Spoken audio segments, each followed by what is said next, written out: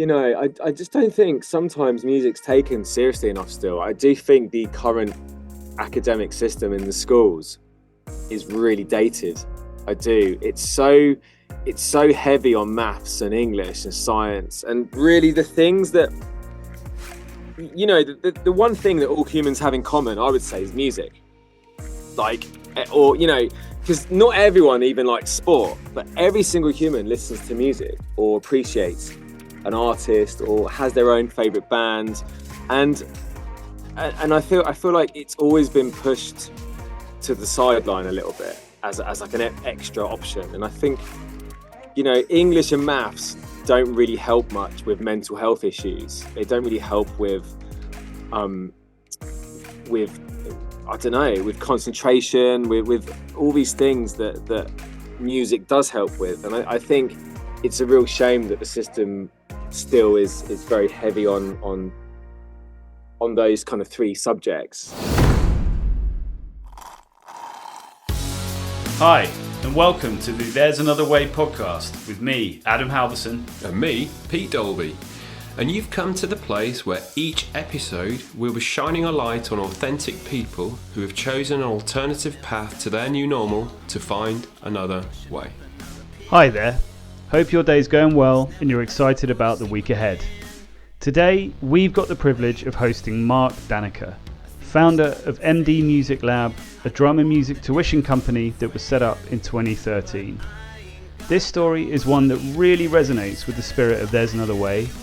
During our conversation, you can hear how, after struggling with the academic side of school and early life, Marc forged a career through music, with giving back central to the theme of what drives him and lights him up.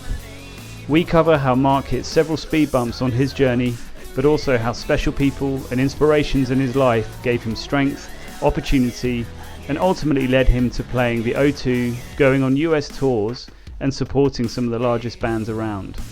We really hope you enjoyed this conversation as much as we did. We're sure you will.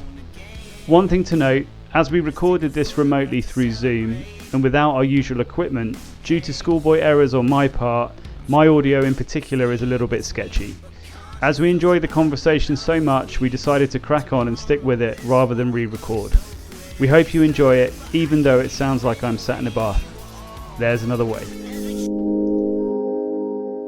All right, so Marc, thanks so much for joining us today. Great to have you on. Great to see you again.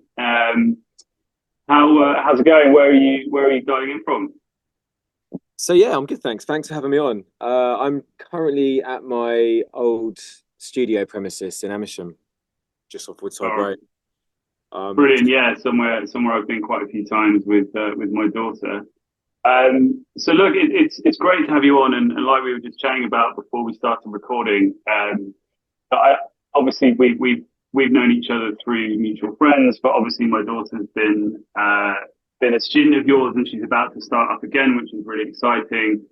And like I was saying to you before, I mean, I think the experience that we've had, with MD Drum Labs and working with you has been amazing. And I think the kind of experience and the service that you give to a lot of kids, and you give them an introduction to music. And obviously we'll dig into that a lot more, but yeah, I'm really excited about the conversation, learning more about, how you got to where you are, what sort of made you build the business. And yeah, and I think just to start, what would be great is if we can kind of, understand where was, even pre-drums, dare I say it, where was life growing up? Where was, where did it all begin? Yeah. Okay. I literally don't know where to begin. It's funny, a lot of people say that. So yeah, I mean, yeah, I guess like for me, like music's always been really relevant to me, because it's probably the only thing really that I've ever really kind of understood. Like, so even at school and stuff, I wouldn't say I was the most academic. Like I had like I've always loved drama, art, and music. They're like the three kind of arty subjects. But I remember, like, one Christmas, my mum and dad got me a keyboard. I must have been about 7 years old. And you know, on the keyboards, you get all these like demo songs. Yeah. They sound, I mean, we're talking like very early 90s here. So the demo songs weren't the best quality. It was like a Casio keyboard. I've actually still got this keyboard, by the way. Um, and Reminds me of Ross and Friends. yeah, yeah, just like that. But it was slightly bigger than that. It definitely wasn't as cool as the one from Friends. Electrifying. Yeah, that's it, yeah. I still need to gig with that keyboard. That's super cool. But like, I remember like my first kind of memory of being told you're good at music was I kind of like learned all the kind of demo songs without reading the music, just from like listening to them. So I would listen to them, and then you'd push a button that took away the keyboard sounds but just left the backing tracks, and I'd managed to like teach myself like most of the songs from the demos, and did like a big family performance at Christmas. And when people were asking me about it, I just said, oh, I just sort of like I heard the songs, and then just sort of like taught myself from listening. And I think that's like probably the first memory of someone of family members telling me you're really musical, or you've got an ear for it type thing. But Yeah, it's pretty. Yeah, I think that must be when I really think about it. Did but- you grow up in sort of in the Bucks area?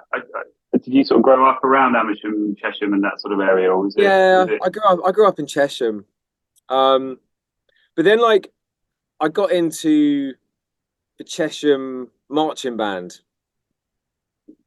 You know, the types where you wear like a helmet and you got a feather in your helmet, and you sort of march and parade up and down sort of carnivals and things. And so I remember like my friend Kevin Francis was in this Chesham Youth Club marching band, and he was like, yeah, you should come and join. And I kind of joined this marching band, and I desperately wanted to. I went to watch, and must have been about like 25, 30 people there, like adults, teenagers, children, all like with different instruments like snare drums and bass drums and glockenspiels and trumpets, baritones. But it's massive in America, isn't it? You get like hundreds of them on a field performing during a halftime American football game type thing. And I desperately wanted to play the snare drum or the bass drum, but unfortunately they were all full up. And all that was left was the glockenspiel, the xylophone. And that was a bit of a disappointment to me, because I just thought like that's not really the instrument I really want to play. I don't want to play like sort of Tinkerbell sounds. I want to play kind of heavy drums that have more power. But anyway, I kind of went with it, and again ended up being really good at it, to the point where like about a year later I was kind of teaching adults, and I was only like about 10 years old. So I just picked up stuff so quickly, and I got to the point of it again really quick, where I was using like four sticks, like two in each hand, and you sort of stretch the sticks out to sort of hit the sort of notes. And very quickly, I think about 11 years old, I became like section leader. So there's about 5 of us in that group, and like 3 of them were adults, and I was the youngest by about sort of 7 years, and I was kind of teaching them all stuff, which was a kind of really cool. We used to like travel around and do these like competitions on a Sunday, and we'd win a few, and I remember I've got a video somewhere from like 1993 doing like a glockenspiel solo at Wembley Arena. Wow. Where there was a big sort of competition where all the marching bands from around the country sort of go there once a year. And you'd go to the NEC in Birmingham as well. And I've got a video. There's a part you basically have like 15 minutes, and all the trumpet players and all the drummers, and they're all like doing this kind of like marching routine you call it the field essentially, where you kind of they're all in order and they walk and they kind of like do these like really cool patterns. And when you look from above, you kind of see the patterns like bird's eye view looking down. Whereas the glockenspiel players would always stay in the pit at the front and just play stationary. And yeah, I've got a video of me doing like a 2 minute solo somewhere like in my loft. So like, you know, before I'd even discovered drums really, like I was doing different sort of musical things. But I always wanted. Yeah, sorry to interrupt. So did you realize, because also, you know, like one of the themes of this podcast is obviously, and sort of kind of why I asked about, you know, where you grew up, is obviously around here, sort of, you know, in the home counties, there's quite a big, heavy sort of focus on things like academics, and, you know, we live in a grammar school county and all that kind of stuff. Yeah, So yeah. did you sort of find that this was sort of, you were picking this up so much quicker than maybe some of the other side of it? And Totally. you know, and also like, what, you know, your sort of parents, were they encouraging on the music side, or were they sort of like, oh, you know, you've got to go and focus on the academic stuff? You know, were they supportive? Like how you know, how was that working even at that early age? So, firstly, like for me, it was like a world. I would say for the first time in my life, like I was part of a world that I really understood. Like, you know, I was never the smartest person at school. Like, and I knew that I was never going to be like scientist or anything like that. You know, like, and I think. I don't think it ever really bothered me. I just sort of plodded on with it. Do you know what I mean? I had a good bunch of mates, and I guess I saw school as just like a fun place to be and hang out. Um, you know, I'd always look forward to breaks. I never really particularly liked any subjects at school other than music. And then when I discovered the marching band, I think for me it was the first time I felt like I excelled in something, and I kind of, it wasn't hard to understand. It was very like easy, and I think it was a bit of a kind of game changer for me in my head, you know. And I always say to people, like, if I hadn't discovered music, like I genuinely don't know what I would have done. Like, you know, and this is, I kind of like, my dad was supportive. It's a bit of an awkward one because I don't really talk to my dad anymore. Um, because you know, basically he essentially met my future stepmom at those band camps type thing. So like he was always quite, let's go, come on, we got to go down to the youth club and we got to get down there. And I always thought he was like really kind of supportive actually. And it turned out I think he just wanted to get down there to see to see the lady he was probably having an affair with at the time. Do you know what I mean? Okay. Yeah, I do. Yeah. So like it's my relationship with my dad's always been a bit of a funny one. I mean, I guess he did support me in the early stages of music. But I wouldn't say he ever, like, it's always a bit of a dark cloud. But my mum, on the other hand, like, I think she really got it. Like, she could see how happy music made me. Just how much it sort of lit you up, and sort of, yeah, gave you that sort of focus. Yeah, but again, at that age, I think my mum, I was only little, and I think my mum knew that my dad was probably doing a lot of bad things. And I think when I think back to those days, you know, she definitely wasn't kind of there mentally. You know, I think like I'd come back and talk to her about my experiences, and she'd be like just a bit distant. But like I say, I was only like a child. But I guess that's one of the great things about music, isn't it? You can kind of get lost in it, and you know, I think a lot of people find a lot of kind of security and a lot of belonging within music, don't they? Music has been there for me my whole life, pretty much. You know, when I was feeling like down or when bad stuff was going on, like music always kind of was there. So yeah, it's an amazing thing. It really is. It's been an interesting Yeah, theme on these conversations that we've had, Mark, in the past, where everyone gets forced down the same kind of curriculum in the UK, particularly in terms of the stuff they have to study. I mean, ironically, I guess music is one of those things that we cover, but so many people just kind of don't conform to the standard education system. No. And the fact that you were able to find music at that young age, at such a young age, is brilliant, because some people might never find that, or might maybe don't find it until later on when they've gone down a career path that's just not for them. So it's Yeah, mm, I think like, especially like, I mean, I do think it's getting better slowly, but I just don't think sometimes music's taken seriously enough still. I do think the current academic system in the schools is really dated. I do. It's so heavy on maths and English and science, and really the things that the one thing that all humans have in common, I would say, is music.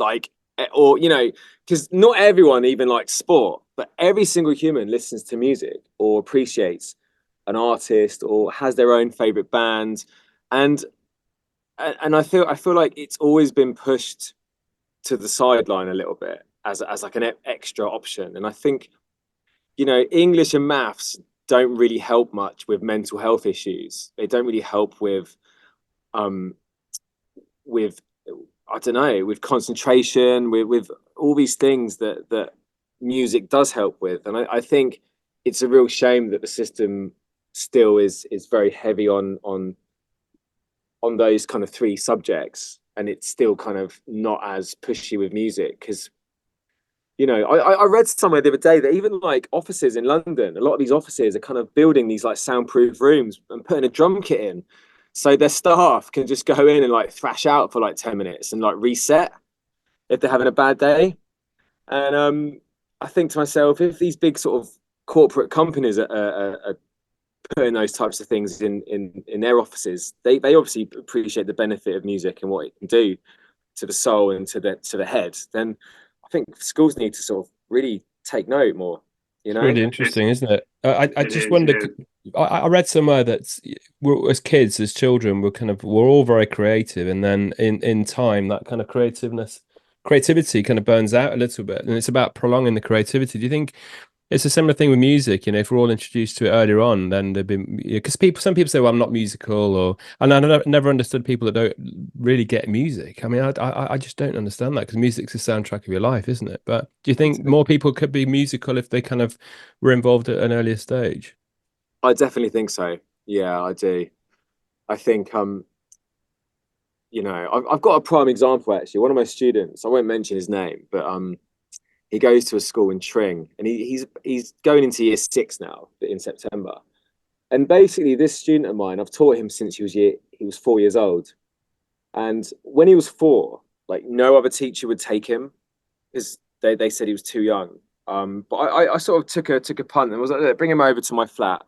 This is before I had the studio, and I said, "Look, we'll see how we get on." And there was definitely something there. I mean, he could barely reach the pedals, but I sort of I definitely could see there was something there with him. And he's at his current school during the talent shows. He always wants to do like drumming.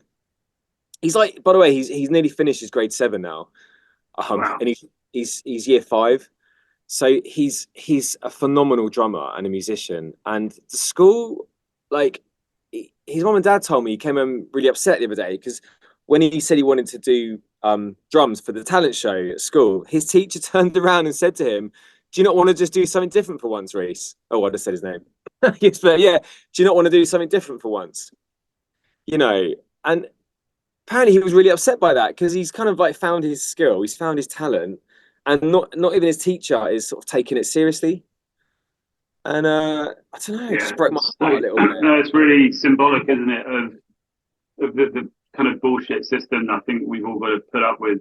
And I mean, I think it is interesting like that, how music sort of creates, it sort of just breaks down barriers, doesn't it? I mean, a good example from my side is I worked for this really dull hosting business about, I don't know, God knows how long, 15, 20 years ago, probably longer actually. And it was all very corporate, very American, sort of American corporate kind of stuff. And, you know, in the day-to-day world, there was quite a lot of sort of quite an aggressive environment. And then all of a sudden, like, there was like an email that went around saying if anyone fancies a jam, you know, reply to this email. And it was from one of the really senior guys in the company who, to me, looked really quite sort of, he was quite, you know, he's one of those guys, you know, being a junior person in the company, you sort of were like, oh, I don't want to really chat to him. So anyway,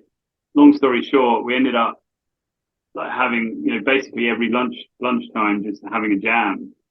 And all of a sudden I'm this sort of 23-year-old or whatever, jamming with like these senior execs. And as soon as we started playing music, there was no bravado, there was no ego, we were just getting lost in the music. And, you know, it's amazing how it's such a leveler, and how in so many ways, I think you raised a really good point there as well, that, you know, maths and English to me are the types of things that actually do the opposite for mental health. You know, they actually just make people think like, why am I so crap at this? Why can't I do this Pythagoras theorem? You know, whereas actually with music, it's just pure expression, isn't it?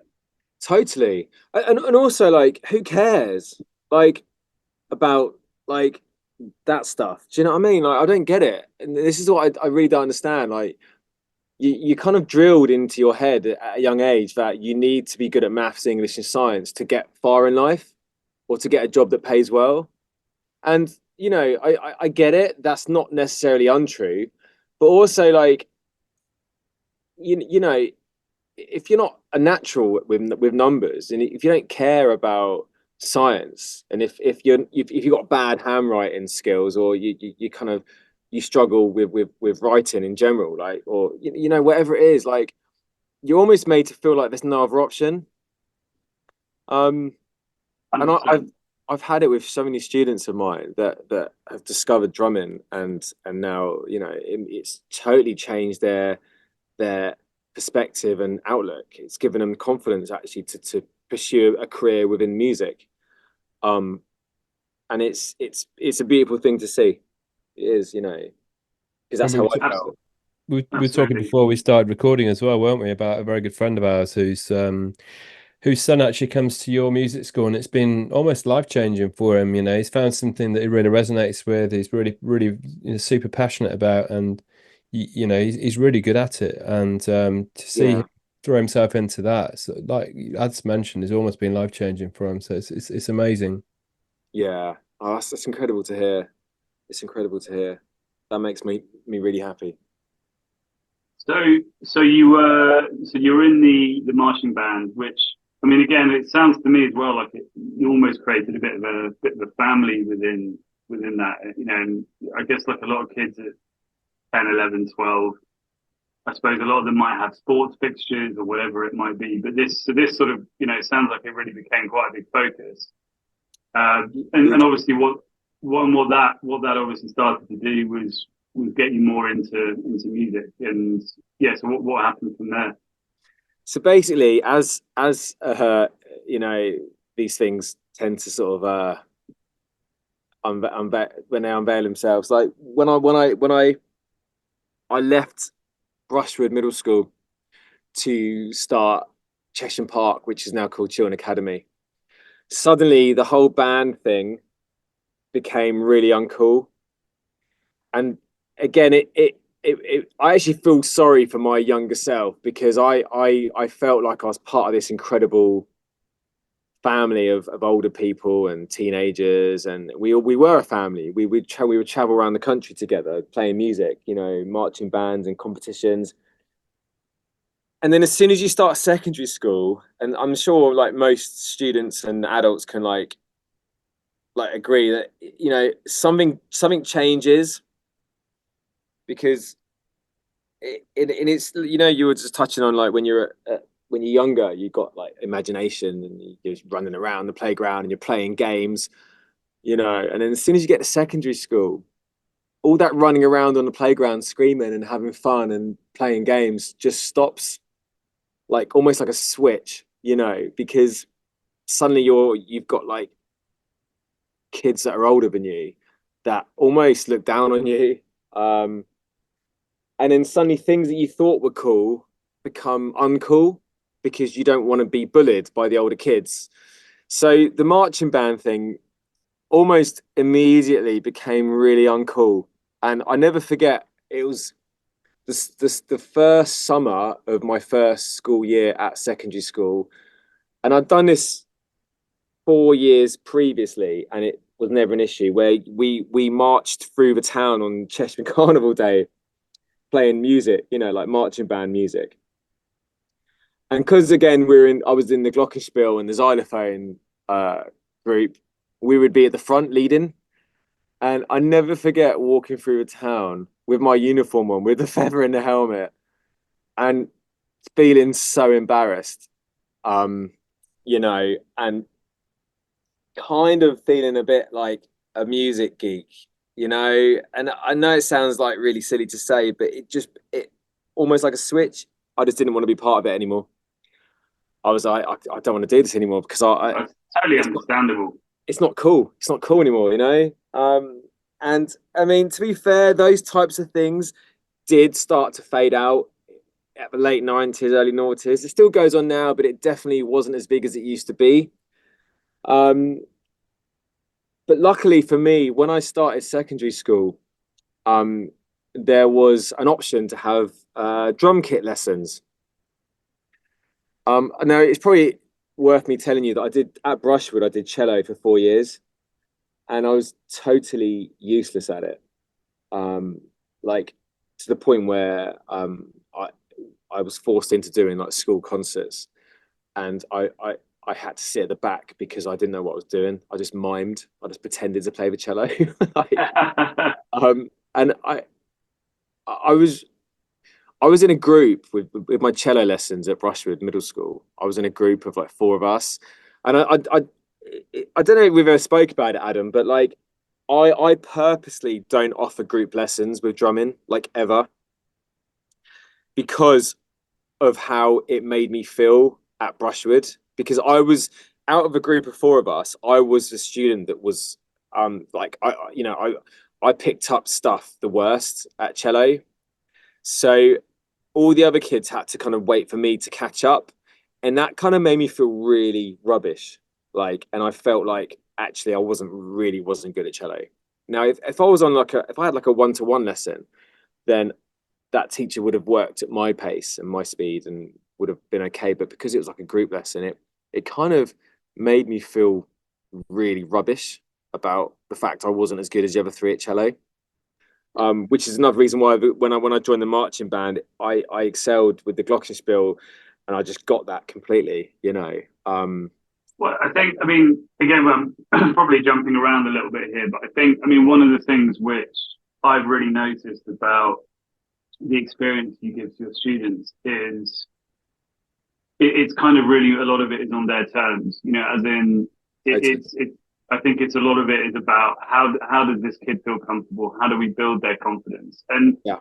And again, I mean, listen, I'm not also one for shying away from, kids needing to sort of do hard things and to overcome challenges. But I think what I've noticed about, how you operate is you create a really fantastic environment that's right for them. And, I think that makes makes a ton of sense, doesn't it? In terms of like, why would you want to learn something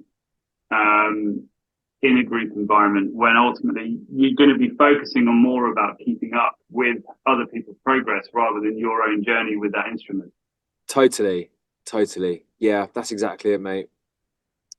But yeah, when I started secondary school, there was an option to learn the drum kit, and I'd always loved the drumming, like literally, like when I was, for as long as I can remember. My dad is like a massive Queen fan, and he had all these like videos of like their music videos and like Queen live at Wembley, and as a kid I used to grow up watching them, pretending to be like Roger Taylor. from Queen, the drummer, and I used to just mimic. I used to set up all the bowls, plastic bowls around me on the carpet, to look like a drum kit, turn them upside down with like a couple of like wooden spoons, and just hit them to try and be like him. Um, I can see your picture, Pete. You're wearing these like black sunglasses. And like Roger Taylor always wore black sunglasses when he drummed. And I used to just think he was like the coolest guy in the world. Like, and I just wanted to be him. So when we started secondary school and there was options to learn the drum kit, it was like a no-brainer. Um, so again, there were group lessons. Um, and I never forget my first lesson. And so the teacher was a man called Brian, who he was a slightly older guy, but Brian literally changed my life like forever. I mean, I'm not even downplaying that. I mean, I'm not upplaying it. He single-handedly changed my life path like forever, and like, you know, he's a very special man to me. So my first ever drum lesson was in the science lab at school on this beaten up old drum kit that had it must have been made up of about 4 different drum kits to just make one drum kit. Like it was like a high mashup of everything. It was all beaten up. The cymbals were all crooked. The snare had nearly had a hole through it. But do you know what? It didn't matter actually, because when he taught me my very first drum groove in the very first lesson, that feeling was like nothing I can ever explain to anyone. Like it was like I've waited my whole life to learn this, literally. And the first drum beat he ever taught me, I teach all of my students. It's the first thing they ever learn, because I like to see the look in their face when they get it and they hear it and they're like, man, I'm playing this. Like I just played that and it sounded awesome, and that's how I felt when he taught it to me. So that's what drum what rhythm is it? so it's like a boom, tss, ka, tss. It's bass and hi hat, snare and hi hat. It's pretty much the standard drum bass pattern, but it you know, when you play it for the first time, you just immediately hear it as a drum pattern, and it's like kind of like this amazing moment where you're like, I can't believe I just played that. That sounded so cool, like, and I'm producing that with my limbs, you know. Um, That's an amazing story. What I like about the last passage you talked about there, Mark, is you've almost like you've seen some potential in the marching stuff, but you've kind of seen a tangible output with, you know, big gigs at Wembley with Queen, and you know, that are really kind of epically cool side of drumming, and that's given you a new focus almost. And then, you know, then you talked about the teacher in school and how inspirational some teachers can be. We all remember the teachers that weren't very impactful or yeah, didn't really resonate with, but this guy in 5 minutes has taught you something that's stuck with you for the rest of your life, and now you teach that to other kids. I think that's an amazing story. Have you ever were you ever able to tell him how impactful he was on your career, and how memorable that was, that experience? I'm looking at him right now. Okay. Yeah. Um, he, yeah, we became really good mates. Wow. He passed away last year, Oh, I'm sorry to hear that. Right. and no, do you know what, he was in his 80s, and you know, I would often see him in town, and I would shout Brian, and I'd run up to him, you know, and when I became like an adult, we would meet up for coffee and chat about drums and jazz, and I would sit and listen to him about his life, you know, in drumming and music, and yeah, he left me his drumsticks. So Wow. his sister gave me, she rang me up and said, oh, Brian's left something for you, you know, that he wanted you to have. And I went, and it was his drumsticks, which, Wow. yeah. So it's I think he was actually probably more of a father figure to me than my own dad in some ways, because he really impacted my life, like I say. Um and yeah, he was an incredible man. He was an incredibly simple man. He had a simple life. Do you know what I mean? Drums was like a almost like a life passion, but he never really did anything with it in the sense that he just taught for a bit of pocket money. You know, the funny thing is I now teach drums at a Chesham school called Thomas Harding. And I found out when we were chatting one afternoon that he taught drums at Thomas Harding in the 70s. No way. And Well, you didn't even know that. I didn't even know that. And I was like, I couldn't get it out of my mouth quick enough. That I was like, oh my God, Brian, like I now teach at Thomas Harding, you know, and it was like this kind of like moment where we were like, whoa, you know. Um, when I started lessons with him, they were group lessons. There must have been about 12 of us, and we all had like 15 minutes each with Brian. And by the end of like by the end of like the first school year, it was just me left with him because everyone else had just sort of fizzled out of it, if that makes sense. There might have been one or two that kind of dipped in and out occasionally, but I was the only one left really, which meant I had him all to myself. And yeah, it was just incredible. And the first thing he said to me, is there anything you want to learn? And I said, I really want to learn a Queen song. Like, can I learn One Vision by Queen?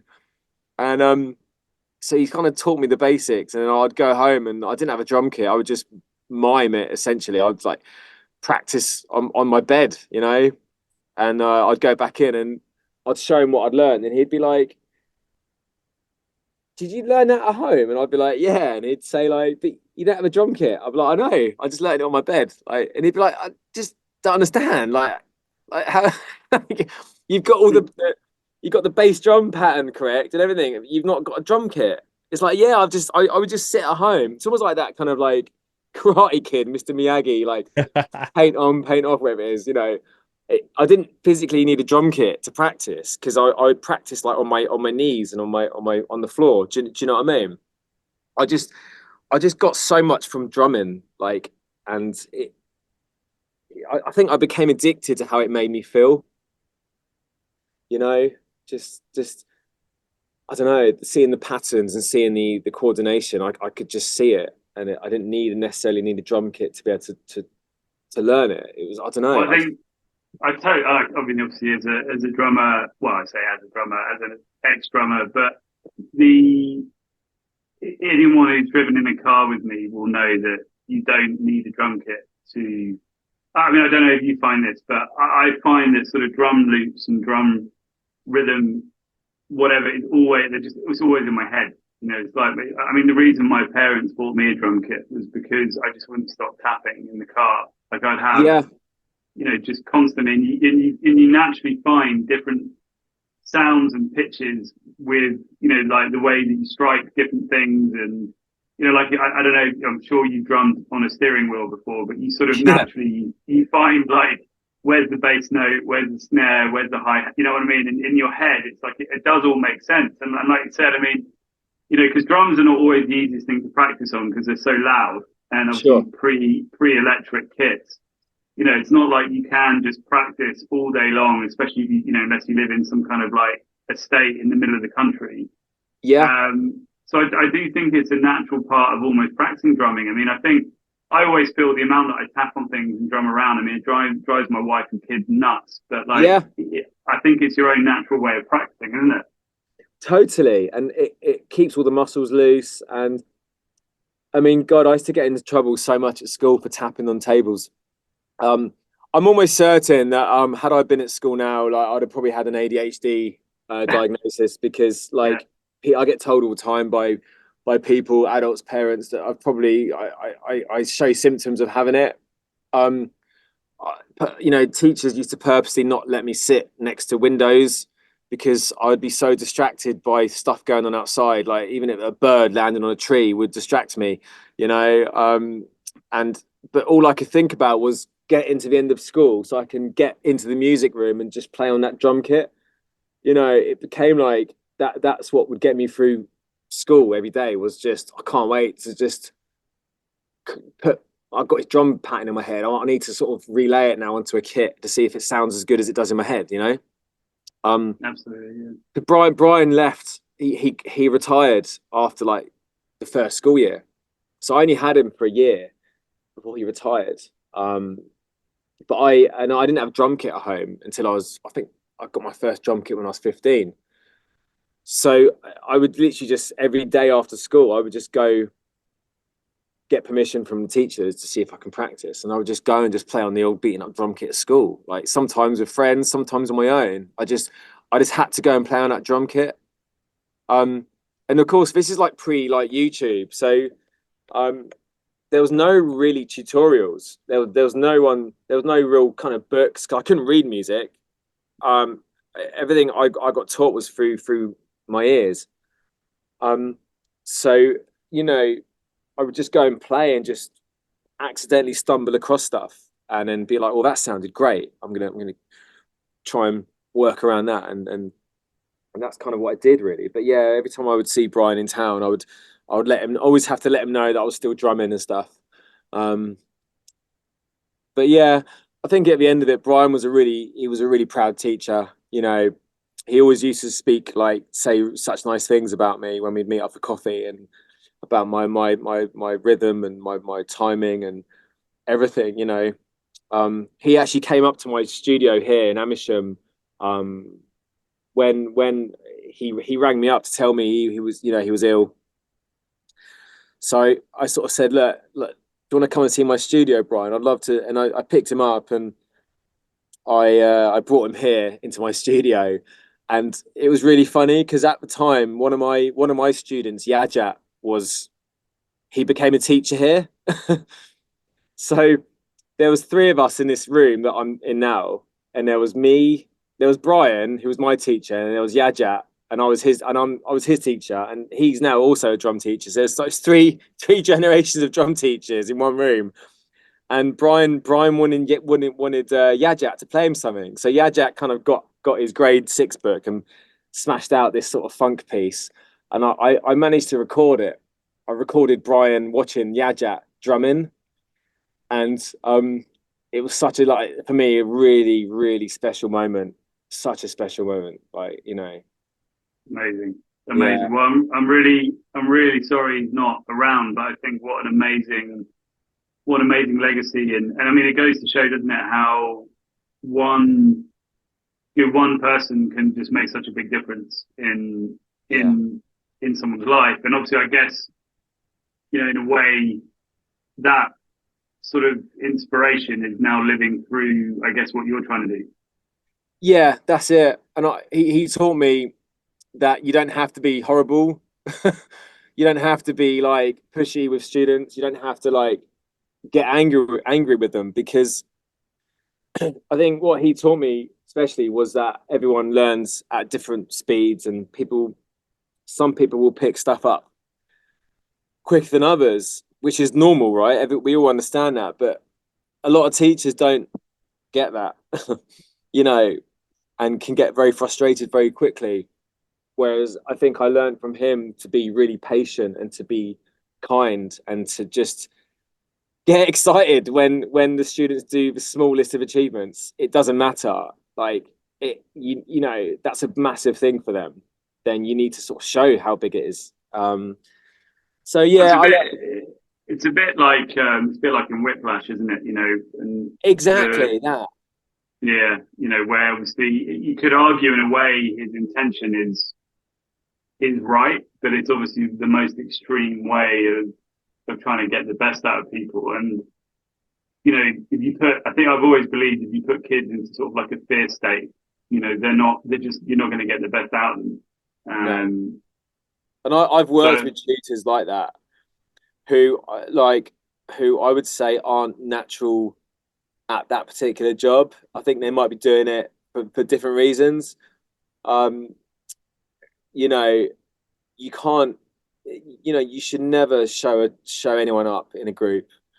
And I've seen it happen, like the whiplash thing, where the tutor would stop. Okay, do it again. No, you're playing it wrong. You got to do, and I can just see that child slowly just wanting to just crawl into a hole. Yeah. because and it's just not nice. And I've had to step in before at like band camps and things to say, look, take them to one side and say that you can't do that. Like, you can't make that child feel that way. It's not nice. Um, so, but a lot of these, sometimes you come across a tutor that's really young and they're just a little bit inexperienced, or maybe they haven't had a fortunate tutor like me that's taught them how to Yeah. be around, other students. I don't know. But yeah. Absolutely. So, okay, so you had what it sounds like the privilege of crossing paths with Brian, and then so what happened? So I guess this is early secondary school. So then Yeah. where did it go from there? So I very quickly became like the drummer at school productions, despite still not having a drum kit at home. So I think the first, I would say, show thing I ever did would have been Grease at school. Where I was a drummer in the school band and I got to play Vince Fontaine at the same time. So and that was my first experience. And for that particular Christmas show, they put the band on stage and actually performed and put the actors down on the floor. So again, that was like the first taster of being on a stage, playing a drum kit with a band. And I got completely hooked on it. I got hooked on performing. I got hooked on playing with other musicians. And then I think because I badgered her for so many years, I think finally my mum gave in and was like, because at this point my mum and dad are separated. My dad had moved away with my stepmom and her family, and my mum was like a single parent, and she allowed me to buy a drum kit. So I had an electric drum kit for a while, which was okay, but it really didn't fulfill me because this was like an old electric drum kit that really sounded quite ropey. So eventually she let me buy an acoustic drum kit. So this is like pre-internet. We didn't have a computer, so it was like an ad in the back of a paper, like Premiere drum kit, £50, like whatever it was. And so I think that was my birthday and Christmas present. And it was a red Premiere drum kit, and it had black skins. I'll never forget it. And it had these beaten up cymbals.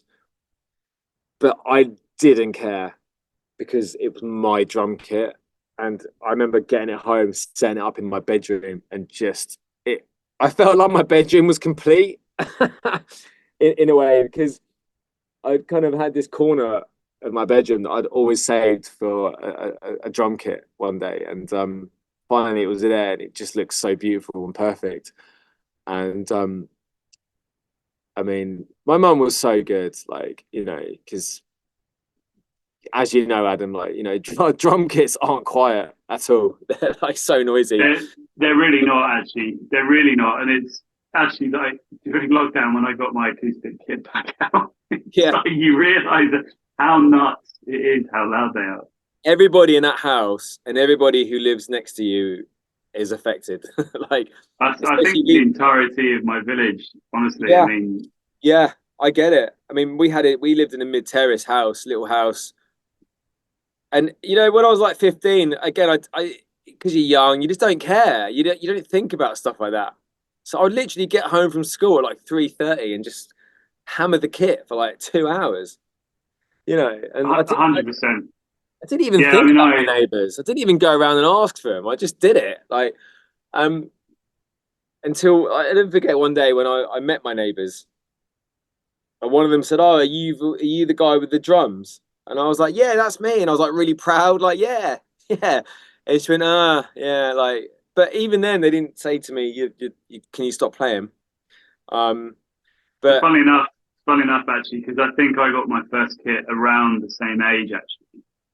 And we lived in a cul-de-sac, and we did have a couple of neighbours who, would complain, and it's such a shame because it's just like come on, man, you know, it's a kid. Like, I mean, because I was a bit like you know, like, I mean, sometimes, like I've said about with one of the concerns I've had with Ella is what I've never really got, and I think it's going to change. But she doesn't just play endlessly for fun, and I think that's shifting now because her music taste is changing. Yeah. But I mean, honestly, I could have just played on and on and on, and very Yeah. similar. I had a Premier kit. That was my first kit. Yeah. It was a sort of like purple pearlescent thing. It was absolutely epic. But it was freaking loud, and also my technique was so bad. I was just absolutely battering it. So Yeah. I do understand from the neighbour's perspective, but you would have thought like I hope if I'm ever in that situation, I hope I just be like, look, man, go and play as much as you want. Yeah. I mean, there's definitely worse things I could have been doing. You know, and to be honest with you, I think had I been a starter drummer, but I mean, I might have not been, but I've been drumming by this point for like, you know, nearly 4 years, and so I was playing some quite nice patterns, you know, some quite nice beats. Um, so again, I guess like a lot of parents say to me that when their students start playing stuff that's nice, then they're like, yeah, I could listen to my child play all day long now because they're playing like drum grooves and actual stuff that sounds like nice to the ear. It's not just banging on drums. Um, but yeah, but very like I remember like very quickly though, my mum we had to move. So this is GCSE year now, so year 11, and basically my mum got not evicted, but she got asked to leave the house that we were renting from because the landlord wanted to move into the house himself, and gave my mum like 2 weeks to get out. It was really bad actually. So we didn't have a home to go to, so we got put into this bed sit in a place called Tom Scott House in Chesham. So and it basically this it was like a place you go when you don't have a house or a home, and the council have to kind of put you there. So my drum kit and everything had to go into storage because essentially it was one bedroom and then a kitchen and a lounge. It was the kitchen and a lounge were like one room essentially, which was like the size of a bedroom. So my mum and sister, my mum gave me the bedroom because I was doing my GCSEs to study with, and she stayed in the kitchen lounge thing with my sister. And I remember that was quite a dark time because my mum like was, you know, in a bad place, trying to keep everything going for us, and I couldn't play on my drums because they had to be put in storage. I did really badly on my GCSEs, really bad actually, and I remember having interviews with like the careers teacher. You know, you have to put on a suit, don't you? And you have to go in and they interview you to try and set you up with a career. And every time I went, the question was, what do you want to do with your life? And I was like, I want to be a drummer. And the lady would be like, well, that's not a career, Mark. You know, you need to think outside this drumming world because, you know, you need to take it a bit more seriously. And I'd be like, well, like, that's all I want to do is drum. Like, that's all I want to do. It's the only thing I like is music and drumming. So you should be like, well, you know, go away, have a think, and then come back in a week's time, and we'll try and go down a different road. And then again, we'd have the same discussion. And then she tried to sort of push me into IT, which again, I know that was like the future, but it didn't excite me. Like I wasn't bothered by computers. So I think by the fourth interview, she was like, look, you know, you're not going to budge on this, clearly. So I'd like to wish you all the best. But I'd highly recommend you take what I just recommended seriously because, you know, you're leaving school in 6 months, and, you know, you need to find something to fall into type thing. So then when I kind of done bad on my GCSEs, a lot of that was down to the fact that you know, we were having to be rehomed, and there was a lot going on, and just my focus wasn't there at all actually. But luckily, I managed to get into sixth form because I had a really good drama teacher called Mrs. Wright, who could see that I really enjoyed drama, and so she managed to get me into sixth form, which ultimately led me to meeting Jamie Spicer, Simon Dwight, and Phil Mason, who were all above me at school, but they knew me as a drummer and basically needed a drummer for their originals band. And I bumped into Simon on the stairs in the common room. I'll never forget the conversation where he was like, "You're Mark, aren't you?" And I was like, "Yeah." And he goes, "Oh, you're a drummer, aren't you?" I was like, "Yeah." "Oh, we're looking for a drummer for our band." I was like, "Okay." And And sorry, just quickly, just the term originals, you mean as in they were making their own music, yeah, basically? they were writing their own music. You know, they were Yeah. trying to kind of like be creative and just sort of create like a new sound. Um, and their drummer had left, so it kind of they'd started up a new band and needed a new drummer. They'd auditioned a few drummers, and none of them really kind of fitted in with what they were looking for. And I was only like just turned 17 as well, so and I'd never been in a proper band before. So um, I gave Simon my number, but he must have taken a digit down wrong because he couldn't get hold of me. And again, this is before social media, so you know, without that, you can't really get hold of someone.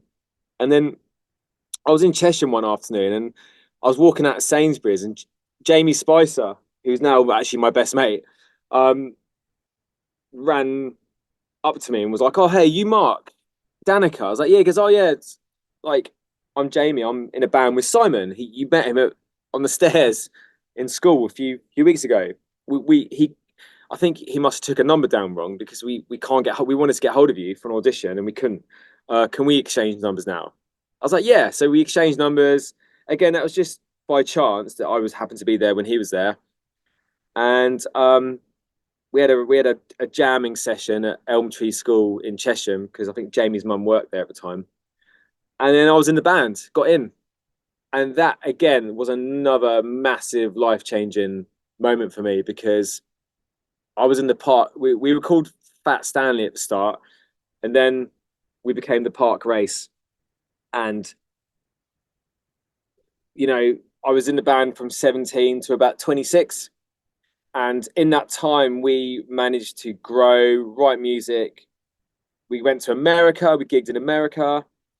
We did the London circuit. We headlined Camden Underworld. We had headlined some incredible venues around the country, and then we kind of broke up when Simon, the lead singer and songwriter, he kind of moved to America. He met an American girl, who's lovely by the way, and he moved to America, and that was the end of that. But it was an incredible journey, and I feel like I really matured a lot during that period. My drumming matured a lot, you know. Well, it probably validated all. It's a great story, by the way. But it probably validated all the hours you'd spent in your bedroom, dreaming to become a drummer. It's for someone to ask you to join a band and then get in. I mean, that must have been an amazing feeling, Oh, especially with all the conversations with the careers advisor saying you can't do drumming. I mean, how many yeah. people had those conversations, So great for you that you managed to find an outlet for it and and enjoy it so much. I did sort of. It wasn't like full time or anything. So I kind of I managed to get into a few bands actually, but that band I made some lifelong mates through that band, and yeah, I became a carer for many years. I got a job at the epilepsy centre in in Chalfont, being a carer for people with like severe learning disabilities, largely through having epilepsy. Um, How so did that you get into that? Was that just I, an I opportunity? yeah, I was 19 and I just needed a job.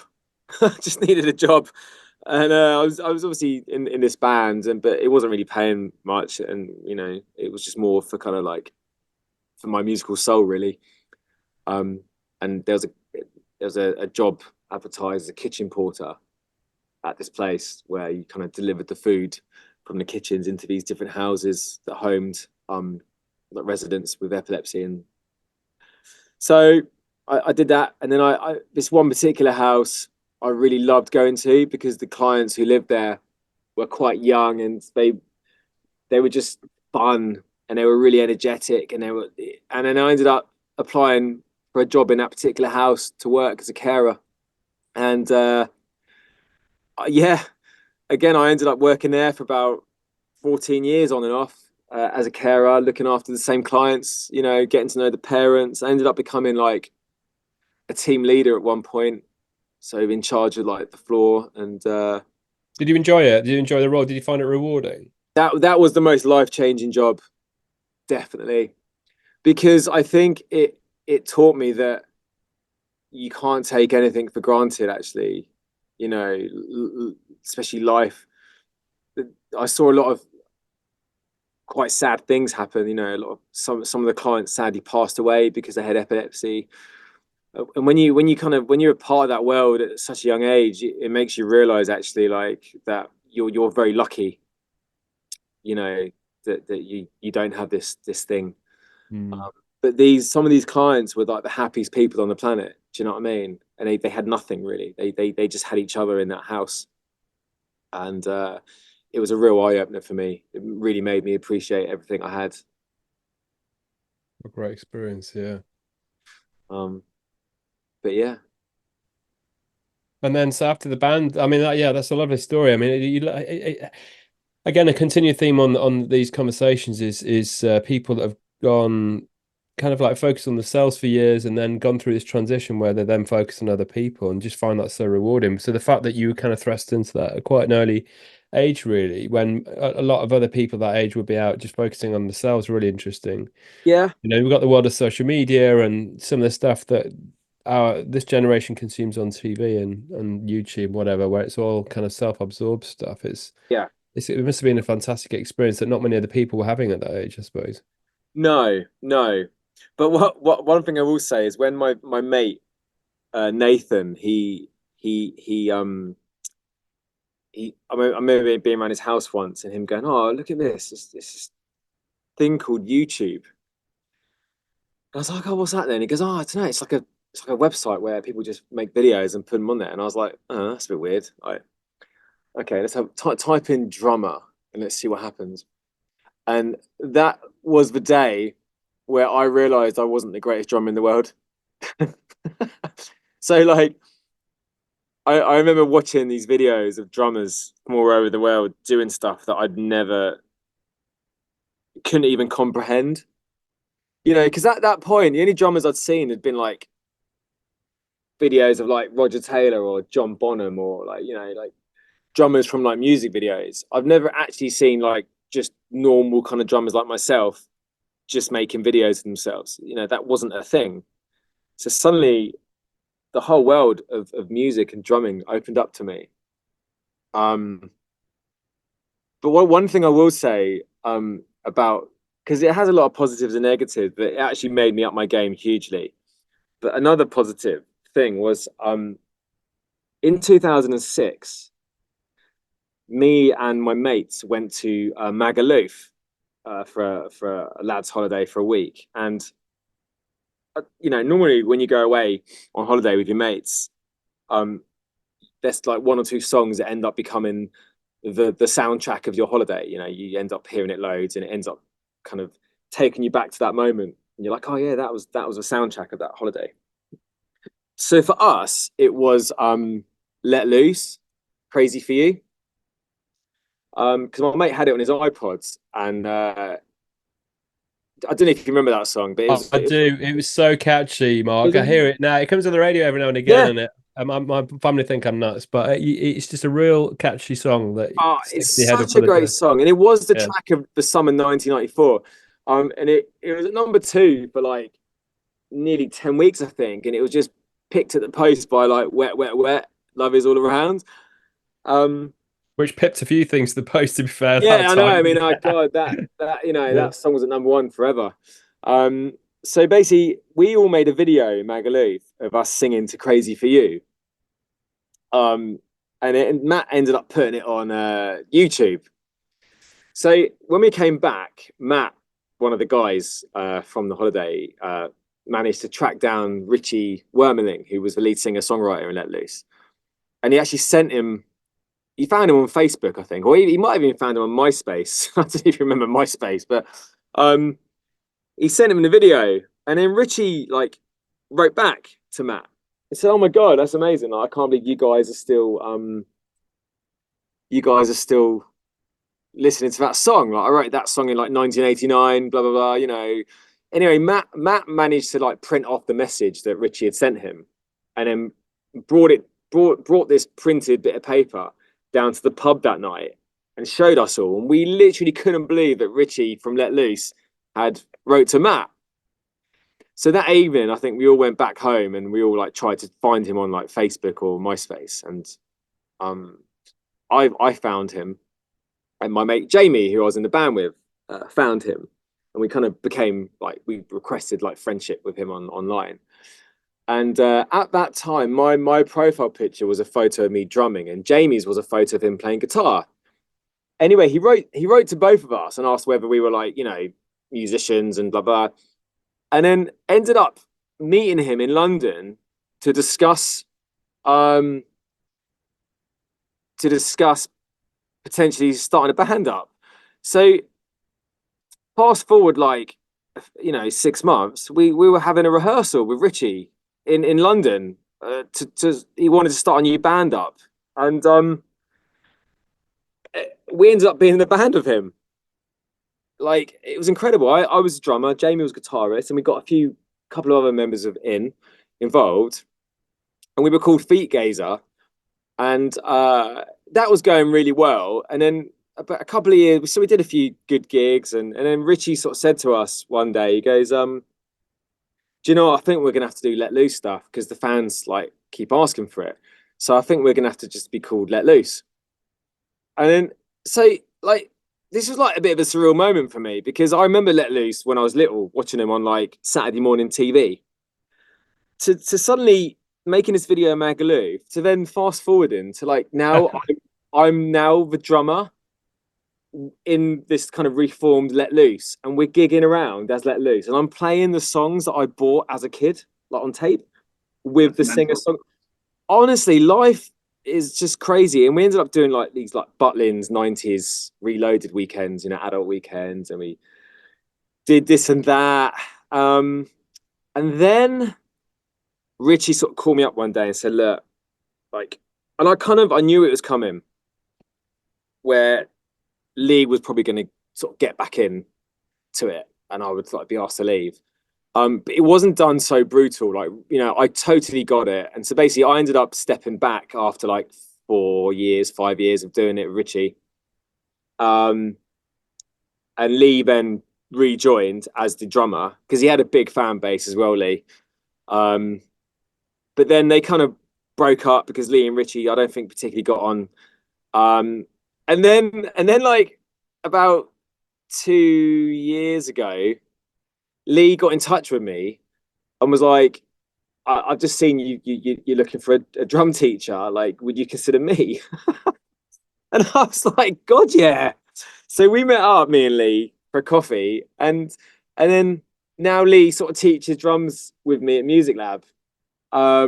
It's just insane. And again, I remember Lee as a child, because Lee used to do this like really cool thing with his drumsticks where he'd like spin them around, do this like twiddly drumstick trick. And as a kid, I used to try and copy him with a wooden spoon. And I told Lee that once, and he got really emotional, because I was like, I remember watching you on TV trying to copy you doing that trick, that stick trick thing, you know. Insane, crazy. Literally. It's a beautiful story. I think it's interesting, like you say, that Lee came back and you had to just step back from the band, and he came back into Let Loose again. But I mean, if egos were at part there, he wouldn't necessarily have reached out to say looking for a drum teacher. It's that's a nice story that, you know, it had all that fame and notoriety, I guess, in the band, and probably got to a point where he just wants to give back and help other people, which he's doing an amazing job with now, as we know. Oh, he is. He's incredible. You know, I mean, Lee is, and he's with the students. He's just brilliant. I'm so happy that he reached out to me. Yeah. Wow. What a lovely story. Yeah, it's insane, really. Fantastic. Fantastic. So the time that you were doing these gigs, you were still working as a carer, or Yeah, so continued? Yeah. I was doing like I was in a function band as well called the Depths, and we were doing like wedding gigs and we were playing at like corporate dues, and the function stuff was good, but I felt like for me like it kind of a lot of people can do function work and they're happy with that, and to be fair, like it's great because you're able to drum, but you're quite restricted when you're having to play someone else's song. You're quite restricted because it kind of has to sound similar to the record, and so you're not allowed to like explore much, if that makes sense. Mark, sorry to interrupt. The Depths, that rings a bell. I'm sure I've seen you. Would you Yeah, have played locally around? I mean, I'm sure I went to a big party at Crown Plaza Marlow and you played. A very good friend of yeah, mine, Nad's, had a big birthday there and you played there. And I think you've played in Nap Hill as well. we did play. We played Nap Hill Festival 2 or 3 years running, Yeah. and actually, I've got a story about Nap Hill. Funny enough, um, Brilliant. honestly, like all these little things that have happened, and I can always place where I was and how it happened. But yeah, the Depths. I mean, James Henton. You know, he was a great guy, and he was like the sort of the captain of the Depths. Essentially, we started out gigging in like pubs and things, and it kind of just grew and grew, and we got wedding gigs and this and that. Oh, hang on, bear with me for 2 seconds. That's so funny. Because Bob's the big birthday bash the Depths played. Yeah, Oh, no way. Yeah. It's a really good friend of ours. yeah, Yeah, I Mark. would. Yeah. Yeah, I would have definitely been there. I would have definitely been the drummer. It was Um, about 8 years ago. I can remember yeah, that. yeah. I, I left about 6 or 7 years ago. yeah, I don't know how Um, much Barb's remembers about it, but it was his party. But it was yeah, really, yeah. really good. And I think you must have done the summer festivals in Nap Hill as well. Yeah, yeah. I did, yeah. And so one year we played Nat Hill, and when I finished, this guy called Ben McKelvey came up to me with his mate Matt and was like, you know, we're looking for a drummer. He's an original artist. Would you be interested? And I was like, yeah, I definitely would actually. So we met up a few times, made a couple of rehearsals, and it was going really well. And then he kind of called the whole band to his flat one day, and he goes, I've got us a tour. And so at this point, I was in my 30s. You know, this was like maybe 9 years ago now. And he said, I've got us a tour. We're supporting a band, someone called Wet Wet Wet.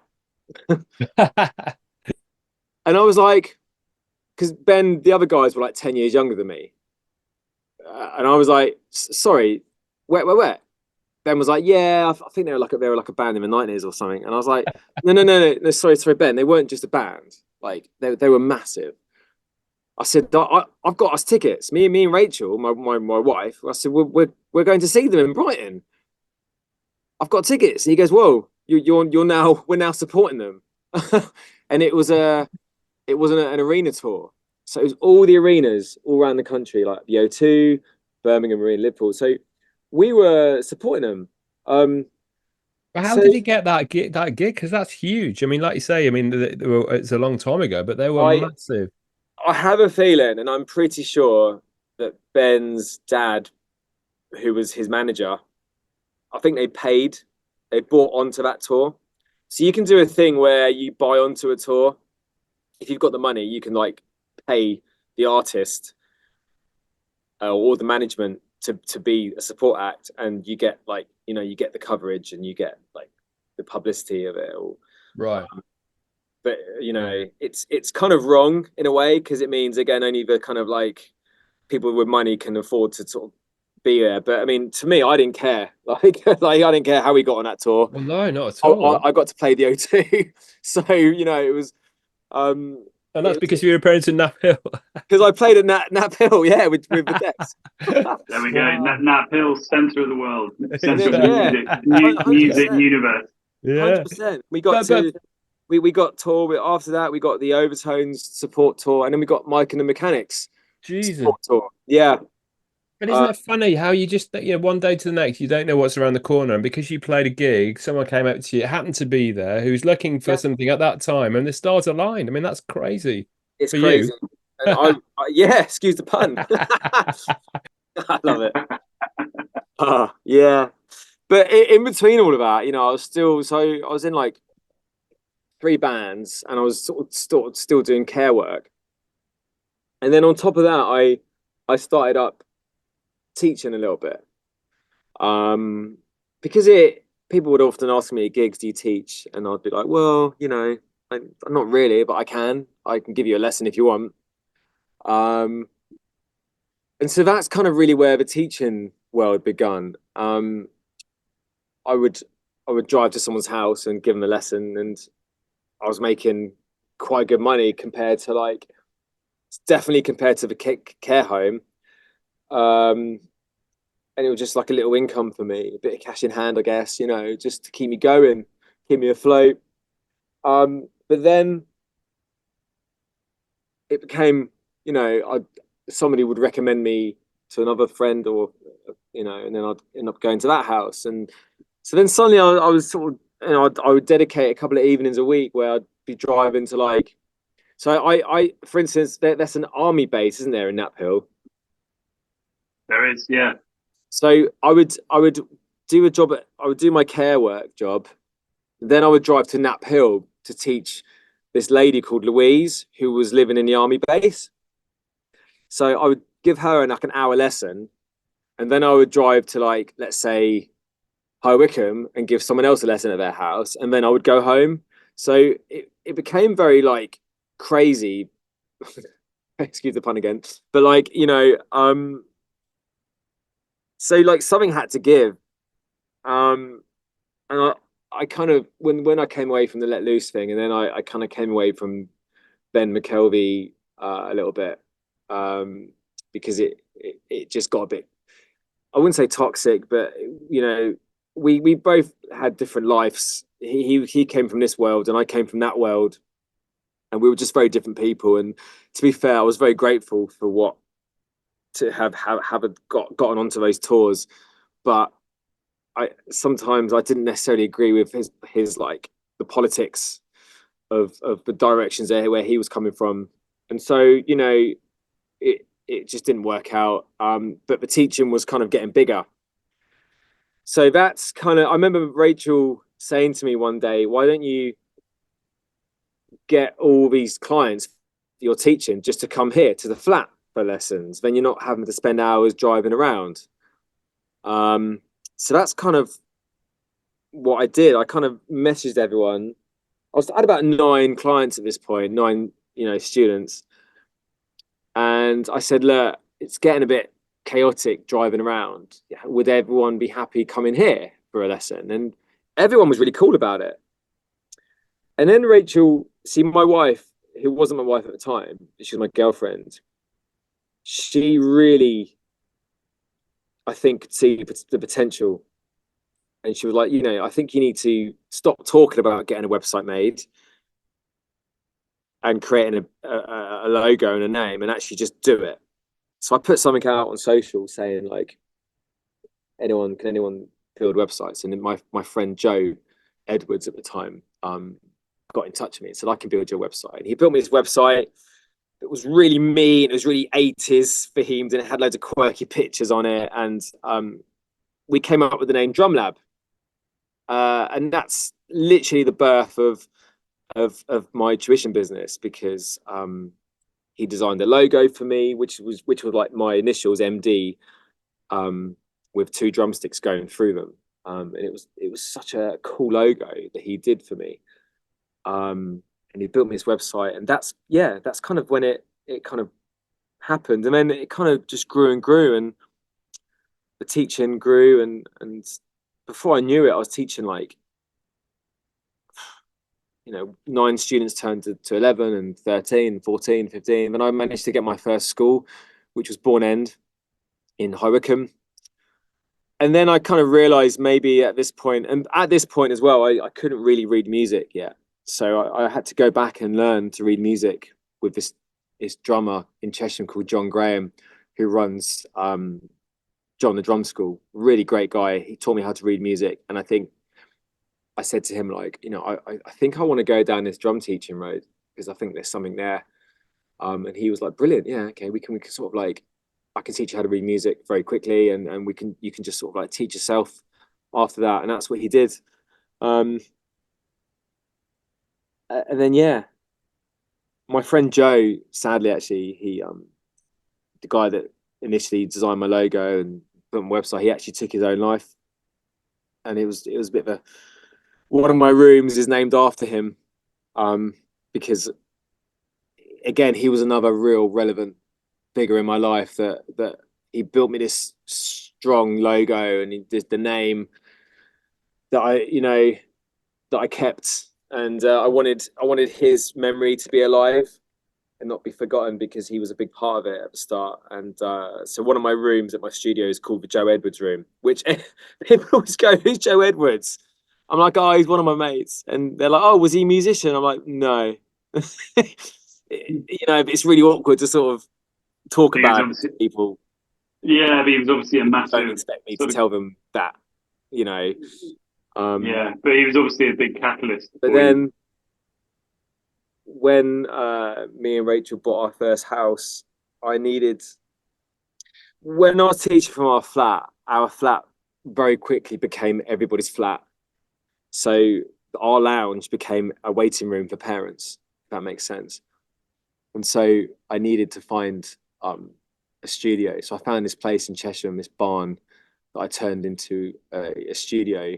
And that's when Music Lab was born, because for the first time I thought, actually, wouldn't it be nice to have a guitar teacher and a singing teacher? Because some parents would drop off their kid to do a drum lesson and have to rush the sibling off to another music lesson. And I remember started thinking to myself, well, wouldn't it be good if they didn't have to rush off? They could just relax in a waiting room and both their kids could have lessons together, in different rooms. But unfortunately, I was open for 5 months in Chesham, and COVID struck. So it didn't really take off.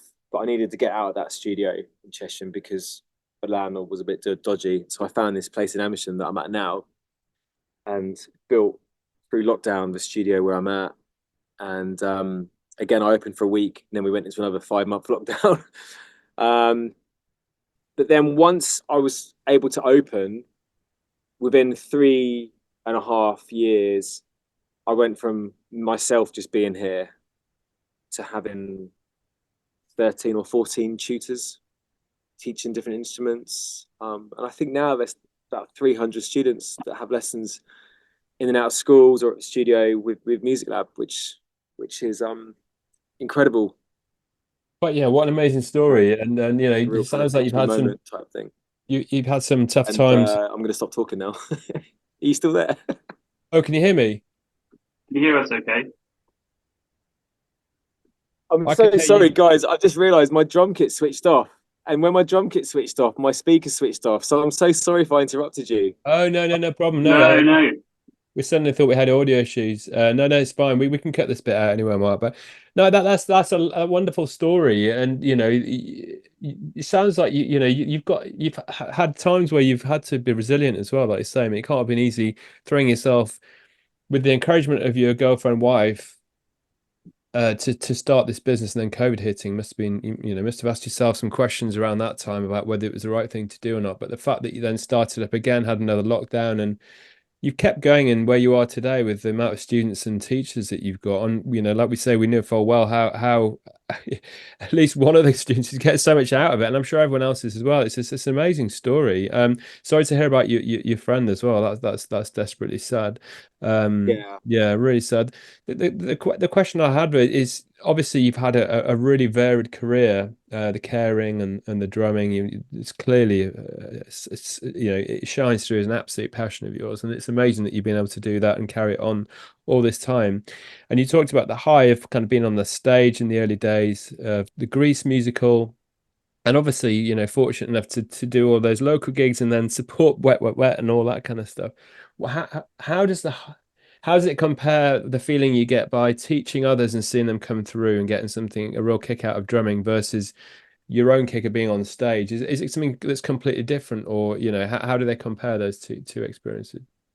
I feel like the feeling you have of being on stage is more of it feels like home, like I've always performed since I was 17, and it feels very natural and normal to be on stage, to be building a drum kit, to be there. I never wanted like to be a front man or to have like the glory of having the attention that people at the front of the stage get. That was never about that for me. I just loved sitting behind a drum kit and making these 5 drums and cymbals sound cool, making them sound like nothing people have ever heard. The feeling you get from students and teaching them is more of a personal feeling, because that you've, especially students that have come from you with no previous experience of drumming, and then suddenly they're playing stuff to you that you've taught them. It's like it's really fulfilling. It's so fulfilling. And like, obviously, Adam, when I've taught your daughter for years, and she's an incredible musician, and she'd come in and say to me, "Can I learn this song, like a song that she really loves?" And I'd be like, "Absolutely." And then suddenly you're watching her play a song that she loves, and you can see the look on her face. She's always heard this drum pattern, but she's never been able to like relay it on the drums, and now she can, because I've helped her see the pattern. And I don't know, you can't even put that down into words, like how it feels, because it's something that she'll never forget, and it's something you'll never forget. I have a thing in my studio called an achievement wall, which is when a student passes a music exam, or they perform on stage, or they perform in front of people, do anything that's an achievement through music. They get a photo and they get on that wall, and I love seeing it, because it reminds me of how many talented students we have at the studio. It's amazing. And it's just going back a little bit, because from that transition from, let's say, 15 students to then, like you say, you've reached 300, and I'm guessing, if you don't mind me asking, like, Music Lab now, I'm assuming, is your only job, right? You're obviously not doing any caring anymore. No, that's correct. So how was that feeling when all of a sudden you realized, hold on a second, this is my job now? Like, was there a moment where you were like, oh, like this is doing better than I thought, and I can just do this? Yeah, I remember swiping out at the care home for the last time, not knowing it was my last time, because I ended up just doing like random shifts here and there. And I remember just saying to Rachel, I don't think I need to go back to the care home. Not because I didn't want to, but because there wasn't time for me to go back. And I remember just thinking, for the first, since I was 19 when I first got that care home, to like, let's say 34, 35 when I probably came away from it for the last time. It was a weird feeling, actually, that I was actually, and that was probably the first time where I was a full-time drummer in my whole career, my whole life. That was the first time where I didn't have to have any other job to bring money in. I was living and breathing music and drums. And yeah, it was pretty cool. I mean, it's a lot of work that comes with it, and it is mentally, to try and keep it going and to try and keep the positive vibes. And the admin side, it's become very admin heavy, as you can imagine, which I really hate admin so much.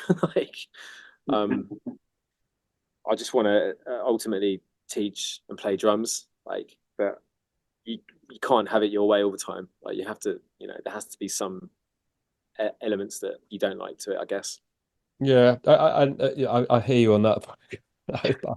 I park admin to one side because I hate it as well. But good for you for forging a life that allows you to do what you want to do. You know, if you go back to the careers teacher that said, you know, you can't do drumming, Mark. You know, you need to find something else. But you know, it'd be nice to have a chat to her now, wouldn't it? Just to see, show her where you got to. I And, would and love it, but you know what? I wouldn't be angry or like mm, smug about it. Do you know that? I wouldn't. I would just be like, you know, look, you can't. I mean, if she's still a careers teacher, I'm sure her approach would be very different now mm, than it was 20 odd years ago. You know, 24 years ago. I think the world's changed now, and there are other careers that people um can fall into. The yeah, music sector is much bigger now, but also it's a lot more. It's probably harder now to be a musician than ever because it, because music's so accessible now, right? Everyone could be a musician essentially by just having a laptop and just creating on Logic or you know whatever it is. It's a lot easier to be a musician. It's a lot easier to have music out there because you can just upload it up to Spotify. But it's just harder now. I think it's weird. It's easier, but it's harder at the same time. Oh I yeah, guess big it's time. more accessible, isn't it, It's more to get into accessible. with all the tech we've got that we can That's do it. this from home. Yeah. But we had a musician on, didn't we, Ads, a few months back, and you know, millions and millions of hits on Spotify and earning peanuts. And the way it's all geared around the major artists, it's very difficult to kind of Well, make he it. had I mean, he had a 4 album deal with Sony, and you know, I think also, I mean, let's face it, as much as Spotify is great for accessibility, what it's not done is obviously it's removed. I mean, look at Oasis, right? I mean, as much as I'm super excited about those gigs coming up, we all know that the reason they're doing that is because those gigs is how you make money now in the Yeah. industry. They're not going to be making money through Spotify. No. Um, You know, so the reason why ticket prices are so expensive now is because gigging live music is the only way they make money. You know, yeah, and it's a shame that it's been allowed to happen. And I I don't understand why musicians don't club together to sort of do something about it. You know, it's crazy. But again, you know, 200 quid to go and see Oasis. I mean, £200 is a lot of money, you know.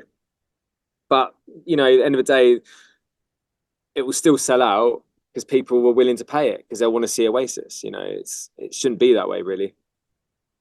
absolutely. But I mean, I think to sort of almost bring it full circle, I mean, the reality is, and it's a little bit like sport for me as well, is music isn't really about necessarily. I mean, I think obviously what you've achieved in making it your career and making it your life, you know, is and hence why I was so excited to have this conversation is because it shines a light on sort of, you know, where things can go. But ultimately music isn't about a career necessarily. You know, like sport isn't always about a career. It's about doing hard things and learning and building confidence, building self-perception, building something that is, you know, you like, you know, obviously I nowhere near to to your level, but you know, I obviously can drum a bit and, you know, can DJ and can MC and stuff like that. Yeah. And what that's done is it's just built my confidence. It gives me something a little bit more about me that makes me think, well, those skills that I can do. And, Yeah. Yeah. you know, so I think with what Music Lab is doing, you know, like we were discussing, and listen, we really shouldn't underplay how much you know, the family that we were talking about earlier, you know, how much Music Lab has changed this kid's life. But we really shouldn't underplay that because I think that's what the power of music is. It's not about, you know, necessarily a career. And obviously there are tons of careers out, you know, there's loads of different types of careers in music. I mean, I did my work experience at a subdivision of EMI that did all of the editing for all the TV programs. Yeah. So there was a guy who was really just an audio engineer. And then that set me on the path that I wanted to be an audio engineer. I didn't do it, unfortunately, but Yeah. there's so many different ways in which music can be valuable. It's not just about a career, is it? No, exactly. I mean, I think it's an incredibly important thing, music, and I think if you're lucky enough to be in that world and able to do something that involves being creative or helping someone else be creative, and I think you're kind of set up. Your musical soul is kind of set up for life, because this kind of business, it was never about money or anything like that. It was just about doing something with what I have, with what I've got. In my whole life, I've just gone with what I've got. Like, okay, I love drums, so let's go with that. Okay, I love teaching. Actually, let's go with that. I need a guitar. I'd like to have a guitar teacher. Let's see if there's any guitar teachers out there. It's all been very organically growing. It's not been pushed. And I don't know. I think that comes through in the business. I think people see that. It does for sure. I mean, I think that's such a good point, right? Which is you can tell with your business that you didn't go, right, I've got a monetary target, so I'm going to go and do this business. It comes across completely the opposite. For me, the experience I've had with Ella is it's just child first, and I do think you do an incredible job of making each one of those kids feel like very independent. Not independent. What's the word I'm looking for? Like you make them feel very unique, I think, and you adapt to each one of those kids. Yeah, thank you. Yeah, amazing. I've a couple of quick questions if I can, Mark, before we conclude. Yeah. What's next? What have you got left to do? So sounds like the music school's going tremendously well. Yeah. What are your future dreams? So in September the 28th, I've hired the Elgiva Theatre in Cheshire, the whole theatre, to I've always wanted to do like a showcase evening that allows some of our students to play on a massive stage with a huge production in front of parents, give them like 3 minutes of like limelight, to sort of give them that feeling that I have when I gigged and toured. And I thought if I could tie it in with a children's charity, then I'll do that. And that's what I've done. So it's like a sold out gig essentially, and it's like going to be like 2 50-minute halves of just 65 to 70 students all having like a moment where they get to perform in groups or sing or piano, and it's going to be like little quirky videos in between explaining about Music Lab and what we do and the charity that all the money's going to. So I've got that to look forward to and to start to organise. I've actually selected 2 of my students to sort of be the hosts of the evening, so they can like dress up almost like an Oscar thing, and they're going to be like coming on stage every like 3 or 4 minutes and talking about the next act and all that. So that'll be good fun. And then absolutely amazing. Yeah, what a great experience that'll be for them. Yeah, and then I've got my new studio that I'm working on currently. So I'm closing down my current studio, and because I felt like I needed somewhere slightly bigger. So I've got a place on the high street in Amersham, just off the high street, like a shop front, where I'm building 6 soundproof-ish rooms at the moment through summer holidays. So that's where I'll be going after this, to get my dirty clothes on again and get covered in plasterboard dust. And so yeah, that's keeping me busy at the moment. Exciting times. Yeah, wonderful. It sounds great. Yeah, it sounds like you've got to keep you busy and future plans, which is amazing. I'm sure plenty more kids coming through the school as well. Yeah. And then one other question we always kind of add. Sorry, I've jumped in here. Is there anything else you wanted to add? I was just going to go with our last one. No. I'll wrap up up in a second, but no, All right. go for it. Yeah, I mean, look, I've really enjoyed it, Mark, hearing your journey. It's been a fascinating insight and some surprises along the way, and just amazing memories and that you've had and things that have inspired you along the way, and certain people that have influenced you in your life. It's been fantastic to hear. I just wondered, based on all the stuff you talked about today and the experiences that you've had, if you could go back to young Mark just as he came off stage and that Grease production for the first time being on stage with the drums, and give yourself one piece of advice looking back, what might that be? Probably don't let silly things bother you. Like I'm quite a sensitive person, and I think along the way, I've met musicians and people, and I've never felt, and at times I've felt like I'm not good enough, or I've not felt like I'm not cut out, for this kind of role. And I think as much as I've loved drumming, and it's been pretty much the most relevant thing in my life. I think there has been times where confidence or lack of confidence has maybe clouded me slightly or overshadowed what's more important, which should have been like just enjoying the experience. Now I don't care because I'm 40 and I've done enough gigs and I've met enough people to know that. But certainly in the early stages, there were times where I really questioned whether I was good enough to be in Let Loose. I was good enough to be on doing that tour. I was good enough to like teach. There was always like doubts at the beginning, and I think if I could just tell myself to not worry about those doubts, because I feel like in some ways it wasn't my skills that got me where I am. It's more like my personality and maybe the fact that I'm I don't know, quite approachable, perhaps. I don't know. I just sort of think like I'll just tell myself to just not worry about what people think.